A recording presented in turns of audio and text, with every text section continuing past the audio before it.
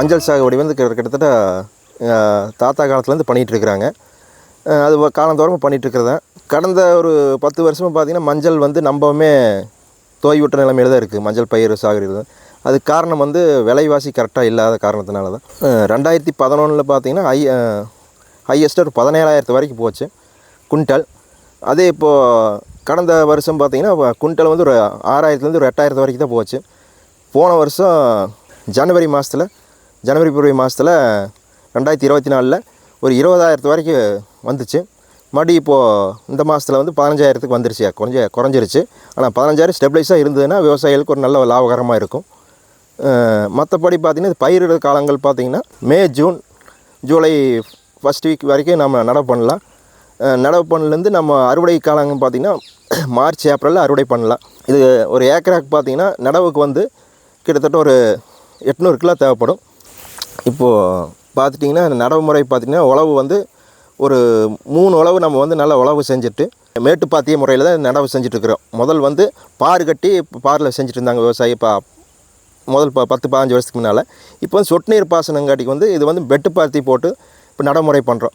நடைமுறைம்போது ஒன்றுக்கு 1 பண்ணு நடைமுறை போடுறோம். தாய் மஞ்சள் வந்து கிட்டத்தட்ட விதை மஞ்சள் வந்து 800 கிலோ வேணும் ஒரு ஏக்கராக்கு தேவைப்படுது. மஞ்சள் போட்டு ஒரு வாரத்துக்கு ஒருக்கா தண்ணி விட்டுட்டு வந்தோம்னா கிட்டத்தட்ட பார்த்திங்கன்னா ஒரு 15 நாள்லேயே முளைப்பு வந்துடும்.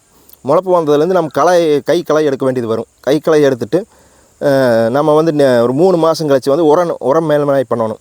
15 நாளைக்கு ஒன்ஸா ஒவ்வொரு உரமாக கொடுத்துட்டு வந்தோம்னா அது பயிர் ஆரோக்கியம் வரும். பயிரில் வந்து நோய் தாக்குதல் வரும்.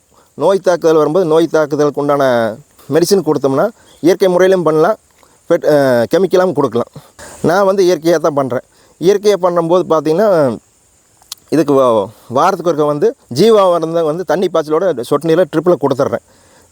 நீர் மேலாண்மைக்கு வந்து வேப்பங்கரை கரைசல் அடிக்கிறேன். ஏப்ரல் மேலே நம்ம அறுவடை பண்ணுறோம். அறுவடை பண்ணும்போது பார்த்திங்கன்னா உங்களுக்கு ஆட்கள் வந்து அப்போ வந்து அதிகமாக தேவைப்படும். தோண்டி அதை பொறுக்கி வேக வச்சு அதை காய வச்சு உலர வச்சு மறுபடியும் அதை எடுத்து பேக் பண்ணி நாம் வந்து மண்டிக்கு கொண்டு போய் கொடுக்கணும்.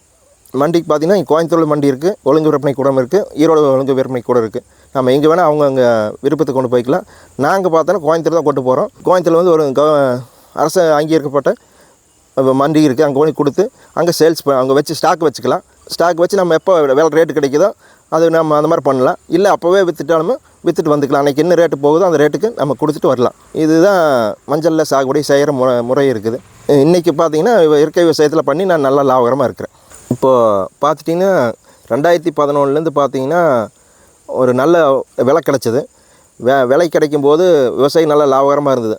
அதுக்கு அடுத்த ஆண்டே நம்ம குறைவான விலைக்கு வந்துருச்சு. கிட்டத்தட்ட பார்த்திங்கன்னா 17,000 விற்றுது, 10,000 கீழே வந்துருச்சு. அப்படி இந்த 10 ஆண்டுகளாக பார்த்தும்போது 10,000 கீழே தான் விற்றுட்டு இருக்குது. அப்போது செலவுகள் கூட்டிகிட்டு போயிட்டு வருஷம் செலவுகள் கூட்டிகிட்டு போகுது, இல்லை ஆட்கள் சம்பளம் கூட்டிகிட்டு போகுது.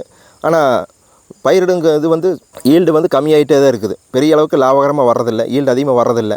அதுக்கு காரணம் வந்து காலநிலை மாற்றங்கள் காரணம், கரெக்டான மழை பொழிவுகள் இல்லை. இப்படி பல காரணங்கள் இருக்குது. ஏப்ரல் மாதத்தில் வந்து நம்ம வந்து அறுவடை செய்கிறோம்.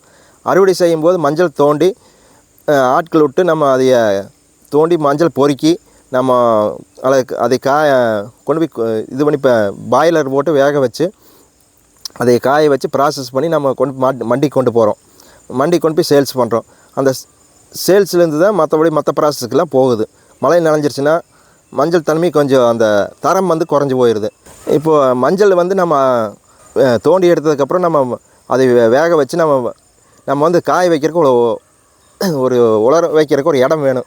அது வந்து அரசாங்கம் வந்து பண்ணி கொடுத்ததுன்னா சோலார் ட்ரையர் மாதிரி பண்ணி கிராமத்துக்கு ஒரு சோலார் ட்ரையர் பண்ணி கொடுத்ததுன்னா அந்த அங்கே இருக்கிற விவசாயிகளாக கொண்டு போய் அங்கே வச்சு உலர வச்சு காய வச்சு அந்த மஞ்சள் எடுத்து நல்ல முறைக்கு விற்பனை பண்ணுறதுக்கு ஒரு வாய்ப்பு நல்லா இருக்கும். இந்த அரசாங்கம் வந்து அந்த சோலார் ட்ரையர் வந்து ஒவ்வொரு ஊருக்கு கிராமத்துக்கும் அமைச்சு கொடுத்தா நல்லாயிருக்கும்.